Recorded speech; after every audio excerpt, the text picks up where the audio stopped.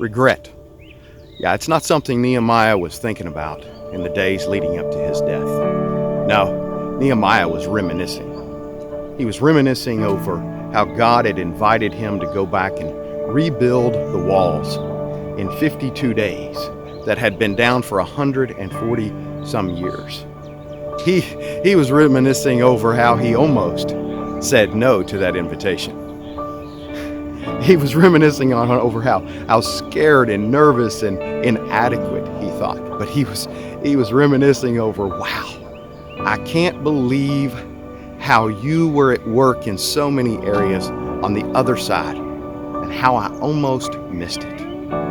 Man, Nehemiah was reminiscing. And leading up to his death, it was a glorious time rather than a time filled with regret. And regret is not something that I want you or I to experience in the days leading up to being buried in a place like this. No, I want us to experience all that God has for us. And it can begin right now. With the Nehemiah challenge that we're getting ready to start, over the next 3 weeks, I don't think you or I can imagine what God has in store for us, what He's going to invite us to do, what He's going to build the foundation for you and for I. You know, some of you, you may be thinking about that girl that you want to invite out, and you haven't done it yet. But over the next 3 weeks, you're gonna be challenged like never before to do that. In 3 weeks, you may have already asked that girl out, and you may have already gone on your first date. For some of you, it may be a career change. It may be something where God has already been at work and irritating you, and He's just nudging you along, and it's in the next 3 weeks that you are going to finally give in and say, it's time. For some of you, your marriages are on the brink of just dissolve, and what's going to happen is over the next 3 weeks, you're going to sense an invitation to begin the rebuilding. And those invitations are not going to be easy. They are going to be tough. Maybe it's apologizing to your spouse. Maybe it's doing something else. But God is going to invite you to begin the rebuilding process. So I want to invite you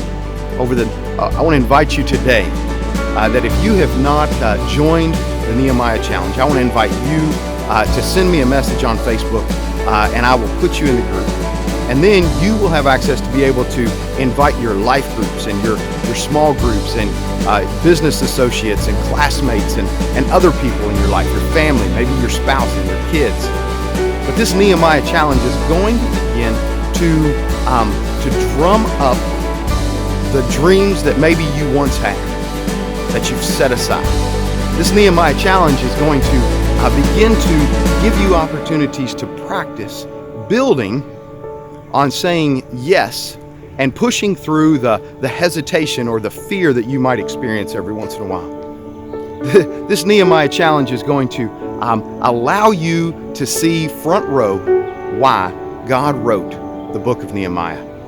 We're going to see the screenplay from front row seats on how God works with a man that He invites to do something that looks near impossible. Those walls had been down for 140 years and no one had said yes. I guarantee God had invited a few other people, but they said no. They ignored it. They set it aside, but not Nehemiah. And Nehemiah, the funny thing is Nehemiah had no idea when he said yes how it was going to be done. He had no idea how God was working on the other side of the invitation, but He was. You and I are going to learn and see how God is at work at the same time He's inviting us to do things. So, guys, I love this book of Nehemiah. It has helped me so much, and I guarantee it will help you. So, send me a message, join the group, invite others to join the group, and we're going to have a blast.